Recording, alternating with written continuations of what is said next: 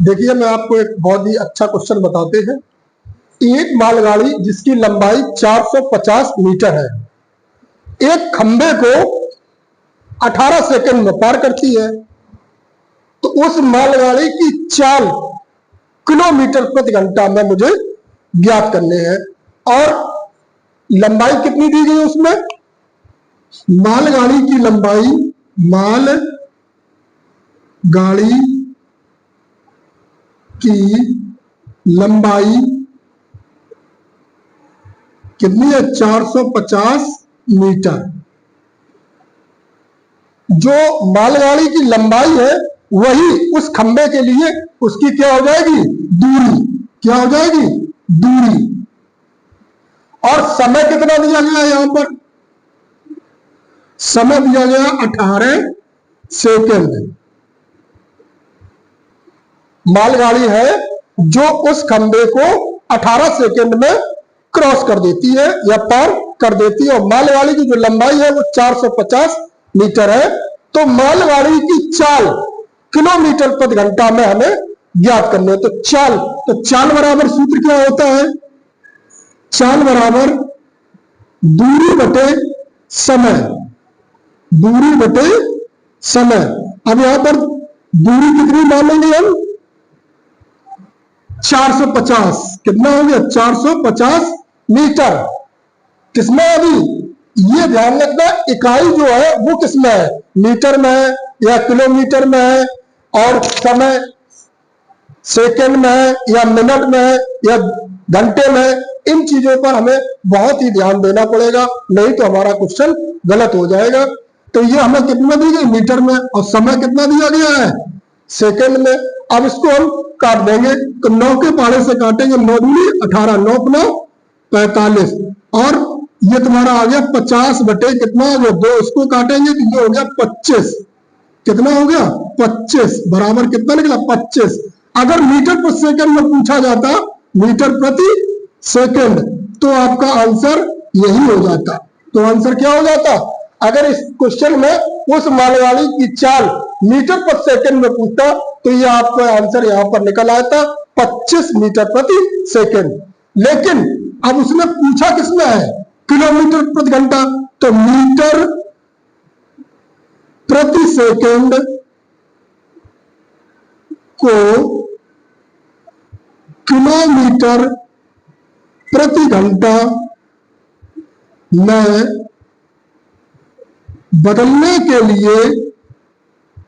बदलने के लिए 18 बटे 5 का गुणा करते हैं। मीटर प्रति सेकंड को किलोमीटर प्रति घंटा में बदलने के लिए कितने गुणा कर देते हैं हम उसमें? 18 बटे 5 का।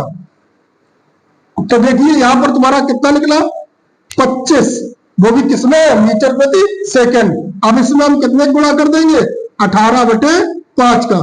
5 एकम 5 पचम, 18 पंचे 90 किलोमीटर प्रति घंटा की स्पीड से ट्रेन चलेगी और उस खंबे को 18 सेकंड में क्रॉस कर देगी। तो उसकी चाल निकल रही है 90 किलोमीटर प्रति घंटा। नेक्स्ट क्वेश्चन देखिएगा। 1.3 किलोमीटर दूर, 1.3 किलोमीटर दूर खड़े आदर्श एक गोले के फटने की आवाज उसके फटने से 4 सेकंड बाद उसको सुनाई देती है। तो ध्वनि की चाल मीटर प्रति सेकंड में मुझे ज्ञात करनी है। तो सबसे पहले तो ऐसे क्वेश्चन को पढ़ने के लिए उसकी हम जो भी समय या दूरी या चाल जो भी दी जाती है, सबसे पहले हम उसकी जो भी इकाई होती है उसको सेम करते हैं। तो सबसे पहले हमें यहां पर क्या दिया गया है? दूरी। दूरी कितनी दी गई है? दूरी बराबर 1.3 किलोमीटर। कितनी दी गई है? 1.3 किलोमीटर। और हमें चाल निकालनी किसमें है? मीटर प्रति सेकंड में। तो किलोमीटर को मीटर में जब हम चेंज करेंगे तो 1 किलोमीटर में कितने मीटर होते हैं? 1000। कितने होते हैं? 1000। तो 1.3 गुणे 1000। अब ये किसमें कन्वर्ट हो गया? मीटर में। इसका जब हम इसमें मल्टीप्लाई करेंगे तो एक जीरो खत्म हो जाएगा, तो ये आ जाएगा 1300 मीटर। ये तो आपकी क्या निकल के आ गई यहां पर? दूरी। क्या निकल के आ गई? दूरी। अब समय कितना दिया गया है?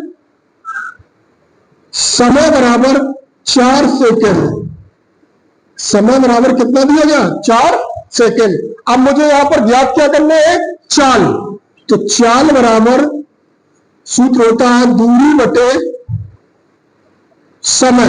दूरी बटे क्या हो गया? समय।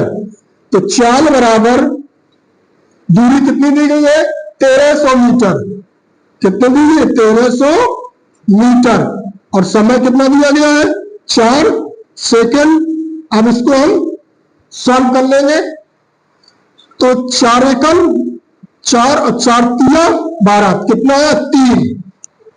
अब यहां पर हम घटाएंगे तो बच्चा 1 हुआ 10, तो 4 दूनी 8। अब बचे 2, 4 पंचे 20। तो 4 लिख ली तुम्हारी 325 मीटर प्रति सेकेंड।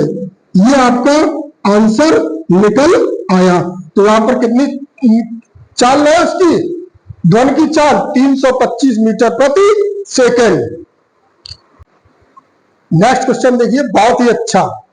एक व्यक्ति 15 किलोमीटर की दूरी, एक व्यक्ति 15 किलोमीटर की दूरी 3 घंटे में तय करता है, जिसमें कुछ दूरी उसने टहलते हुए और कुछ दूरी दौड़ते हुए उसने तय की गई है। यदि टहलने की चाल 3 किलोमीटर प्रति घंटा है और दौड़कर तय की गई चाल कितनी है? 9 किलोमीटर प्रति घंटा है, तो दौड़कर उसने दूरी कितनी तय की गई? ये पूछा गया। बहुत ही अच्छा क्वेश्चन है, बहुत ही इंपॉर्टेंट क्वेश्चन है। तो इसको हम कैसे सॉल्व करेंगे?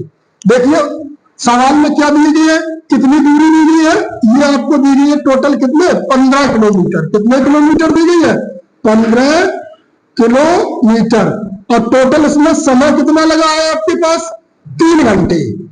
ये देखिए आपको समय टोटल कितना दिया गया? 3 घंटे। और दूरी कितनी दी गई है यहां पर?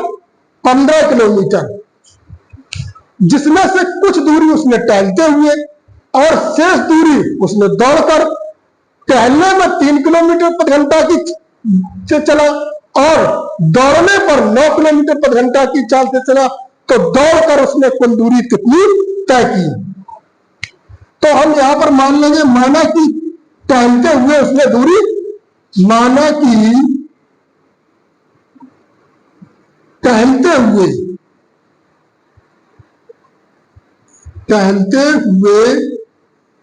तय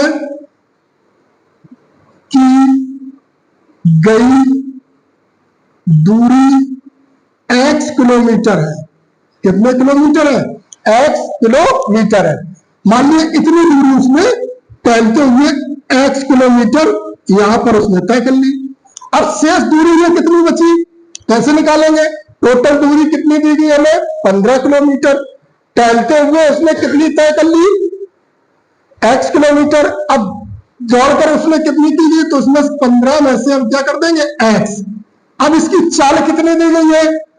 टहलते हुए चाल कितनी दी गई है? 3 किलोमीटर प्रति घंटा। कितने दी गई है? 3 किलोमीटर प्रति घंटा। और दौड़ने में उसकी चाल कितनी दी गई है? 9 किलोमीटर प्रति घंटा। 9 किलोमीटर प्रति घंटा। तो माना कि टहलते हुए तय की गई दूरी कितने किलोमीटर मान ली मैंने? x किलोमीटर मान ली। तो x किलोमीटर दूरी